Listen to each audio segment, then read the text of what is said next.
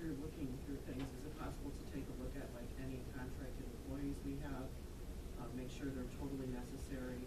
Possible to like put our reading teacher in the reading grant per salary. That would be Sure. $100,000, you know, so like look at those kinds of things. Sure. Now, are you guys working on the special ed? Do you see that audit is for savings as well? No, let's look at it. Since I've been here, we've saved $1.1 million. I'm sorry, could you repeat that? Since I've been here, we've saved 1.1. I put a lot of skin in the game, so there's been a lot of work from our administrative team on the. So we've taken everything out that could affect the teachers, could affect the programs, could affect the students, and we're continuing. So to your point, with special ed, Yeah. we're working with Craig on that too. So that's another area that we expensive that we're teaching now. You know, is a luxury. That's not the case. We save. I don't know that my question was more on, you know, the 3 million or whatever it was in the budget, and to see if everything that, what is it, LASIX is charging you for was valid. Yeah, okay. So, you know, contrary probably with the co-teaching, people think that it's a greater expense or it's a luxury. That's not the case. By bringing it back, we're able to reduce. We kept our costs the same. And we were able to reduce support, because we had a very bad habit of when a child was acting up, we were going to hire an aide, and that's what we did. We had aide over aide. So when we brought back some of our students, we were creating a greater capacity for our students, which in the long run is going to reduce our special ed population. We're about 14%. I believe it's more like an 8 to 10%. That's what we should be. The state average is 12%. And so I think over time you're going to see some savings that will come to fruition, but it takes time because there's law. Getting to your point, there's law. The maintenance of effort is law that's in place that you cannot take money in situations such as these. If you have a RIF, you can't take money from special ed and put it on the table. So federal law prohibits that. Yeah, and the maintenance of effort. You know, the only way it could change is one of two ways. If you bring programs in, that's one way you can have a reduction. And we did that. We did the first wave, and we're working on our second wave. But you have to build capacity. So we worked with our teachers. We worked very hard. So some people have been doing over a 5, 8, 10-year period. We actually did it in about a year. It's going to be 18 months. So we're going to be able to recognize our savings. And don't forget on our presentation, our special ed costs went up by about 1.3 approximately. So we're not going to get the whole 1.3, but we're going to buy a portion. So, you know, we put a lot of skin in the game. We're doing a lot of work. And we're hopeful, but at the end of the day, you know, getting into this situation happens very quickly, very abruptly.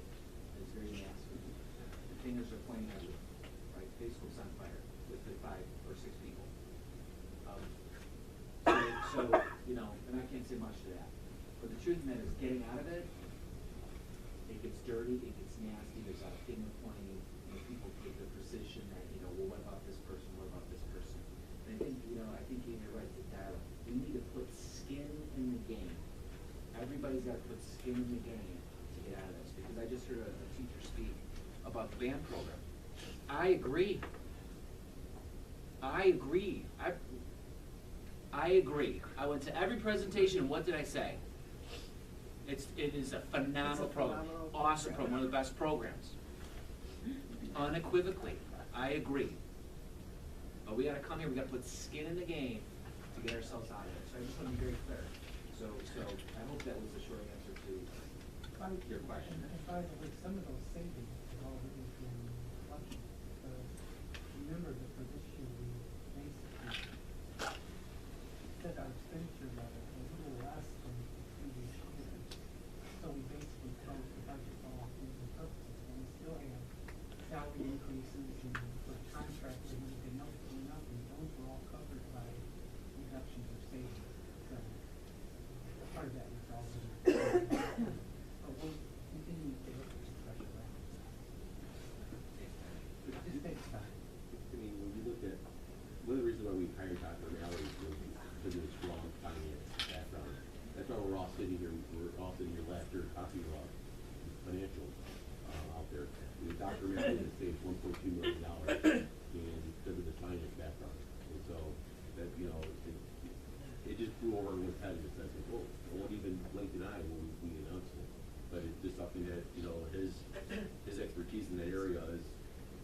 running leaner than we ever did before.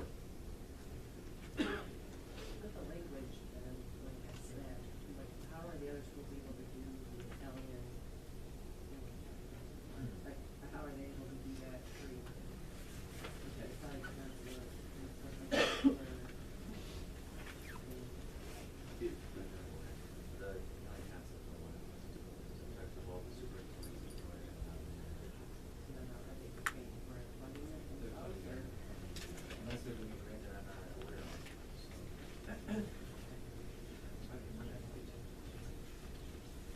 could we also look into, like you mentioned, the reading specialists, and I know we talked a lot last time about Jen, and there was some question about what the legal requirements are from the state versus what we offer, and I don't know if we ever actually got an answer, if we do, I don't remember what it was. I'm sorry, I missed the last part. The gym class, so I know that there's different legal requirements for different ages for gym class and whether you can count recess, and I don't know if we ever answered those questions, and I didn't know if that would be something to look into as a possibility. I mean, it's just, I know in middle school you're required to provide whereas elementary you're not. And I don't think And we we don't. Yeah, no, we I don't do that. It's two to three times per week for grade level. And what is the- Or two. And just to put it in perspective, I think we figured that out with how what to do for the elementary portion. Yeah, so that's. okay, I knew we talked about it, but I But didn't then remember what the somebody answer. has to do something with those kids, when they start jumping up and down. Right. I don't, we now have a deputy. That's really So we actually, we get reimbursed for that program. So we can service our kids much better than ever before. We never had that. So we have two people, one in each building, where we now are able to charge LASIK for a little bit of revenue. It's a little bit, it's not a lot, but at least it's something.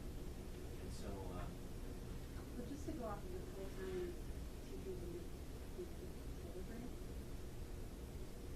when you put a full-time teacher salary in the grant, you are required to give 30% of that salary to federal CRS. So if you put a $60,000 teacher in that grant, you'll have a $90,000 teacher. But it's a $90,000 cost for a $60,000. It'll actually reduce, Which is why these are teachers cover that. right, and that was my Because they work in recommendation. CRS. Take them out because we were paying, you know, if we got $100,000, we were paying 30% of it. Does that In make addition sense? to state TRS. Yes. In addition, so that's why we have a system of increase, because if you don't, it's not. Do we know in the 300 minutes or whatever minutes per day that's the required minimum, what are the subjects that are required for us to teach? So for example, I know probably language arts and math. What else is a requirement? I believe it's stuff like social studies, science, language arts, and PE for middle school.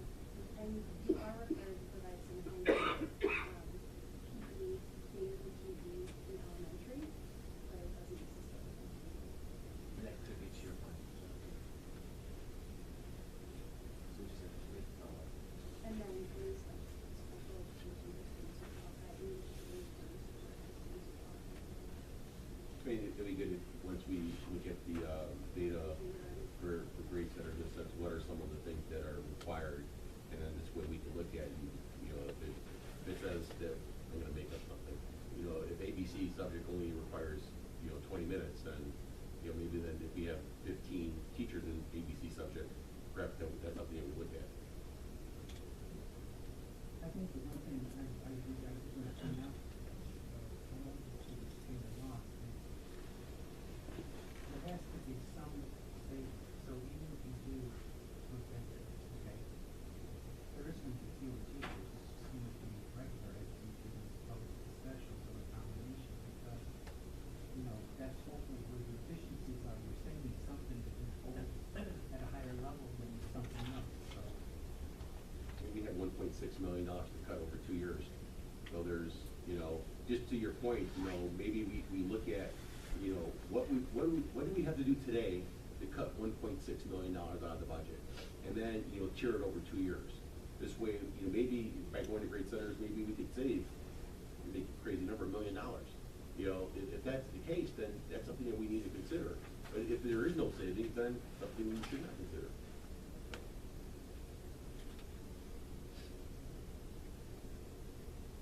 Maybe if we missed off the agenda? So are we just adding a single scenario on here then? Is what you're gonna look at, and then we'll come up with some additional costs, items that are possibilities, and is that, that where we all at? The scenario being the grade center, right? Right, and And then then there's DEP a separate and- list of here are some things that you could, like, if you could substitute X for Y, or if there's, Well, let's go back, because some of these are gonna have ranges depending on how it all falls out. there's a lot of work that we have to do together. So let's go through this list. So what I heard, you guys can tell me if I'm wrong or right, what I heard is you are recommending that the Superintendent Administration Association look at scenario one and create a schedule for scenario one. Okay? I didn't hear that either. So- So you're wrong on that one, okay. No, actually he did, I think it was because we talked about if you do the schedules, then you'd be able to see if some of the committee time would be able to be incorporated during the day, and that would save money on the Thank you, committee that schedule. was the recommendation from That's what I Randy. heard. Oh, but I thought that was for both. Well, I'm just going through. Oh, okay, I I'm thought you were slow. talking about the one, I'm that's slow. why I didn't. We have an audience, and I want to make sure they Yeah, hear everything okay, I clearly. got it, I This got hearing it. and listening are two different. Got it, I understand. Thank you for listening, Jim. So scenario one, what I'm hearing is, once again, the Superintendent Administration Association need to create a schedule for scenario one. Correct. Okay. What I'm hearing is, the Superintendent Administration Association will create a schedule for scenario two. Okay? What I'm hearing is, we still have to provide a schedule for scenario three, which I think is very good, right? Just basically cut it off and then just decide what the game is. Right, just so We still have to have a schedule, because that, I mean, we're Okay, gonna work so that out. we're gonna do 1, 2, 3, we're gonna create a schedule. Huh? This is where I get a little bit money. So- I think the other thing that's important, and I'm gonna interrupt, for the schedule, I think the one thing you also want to do for each of these is, since you have parents in the audience and stuff, is to eliminate what the actual starting and ending time of school, Exactly. so they would know. Exactly. When considering. So delineate, so specifically delineate Right, well, yeah, beginning and yeah. Because it's less, that could affect, you know. plus incorporating these committees into the daily schedule.